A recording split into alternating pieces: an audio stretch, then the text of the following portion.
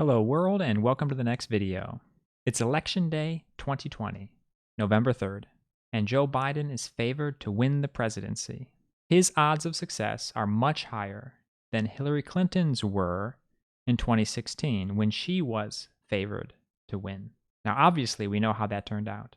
Trump had about a 30%-ish chance of winning the presidency in 2016 because of the way the Electoral College works and the way that votes are given from each state to reach 270 points to become president. If the polling has been sufficiently corrected, President Trump should have a 10% chance this time around to be reelected. So Biden is the overwhelming favorite.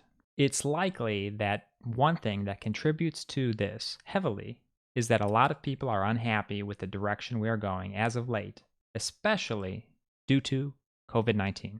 If we take a look at the 538 forecast for 2020, as I was saying, Trump has about 10% chance, with Biden having 89%, and there's a 1% chance of one of the simulations resulting in a tie, in which case the House of Representatives would choose the president. This polling believes that most likely Pennsylvania will be the tipping point, and a few other states could be extra points for Biden should he win them, such as Arizona, Florida, North Carolina, Maine's 2nd District, and Georgia.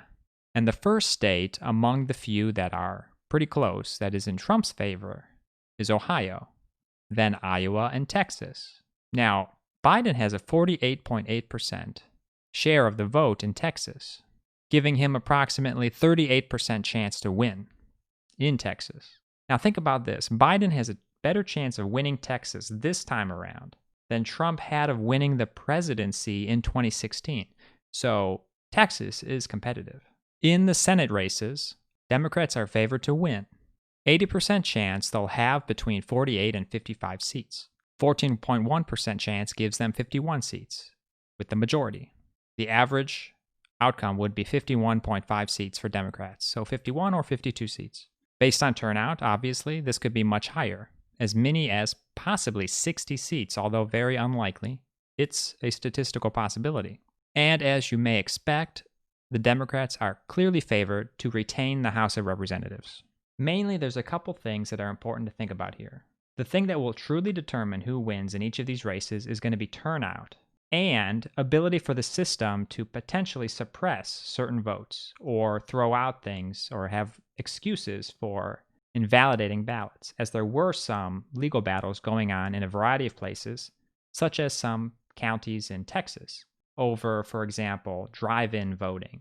There was a court case that went to their Supreme Court in Texas that tried to throw out a bunch of ballots. 100,000, I believe it was, approximately. But the Supreme Court would not throw out those ballots, the Supreme Court of Texas.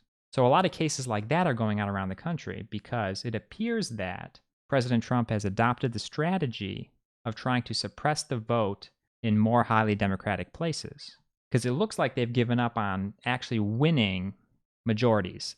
Instead, they're trying to come up with ways to squeak by in some areas and suppress parts of the vote. If they happen to be successful, more successful than we have seen, more successful than we believe they are going to be, then obviously 10% chance and such Trump would win the election. And maybe Democrats would not get the Senate.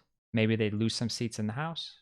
Obviously, a lot of things can happen. Nothing is impossible. But if their voter suppression tactics are not as advanced or well thought out as necessary, as needed to have such outcomes, and if the turnout is in fact in Democrats' favor, then it's very likely Democrats will have the presidency, the Senate, and the House. Albeit with a 6-3 Supreme Court in conservatives' favor, it's likely that there will be many challenges in the future to future Democratic policy. So that's a whole nother hurdling block that they'll have to go through. I'll be following up with more results of the election and some different takes, and absolutely following up with more coverage after the election and through the inauguration and through the new year. If you enjoy my coverage, please do like this video, comment, and subscribe for more updates. Thank you.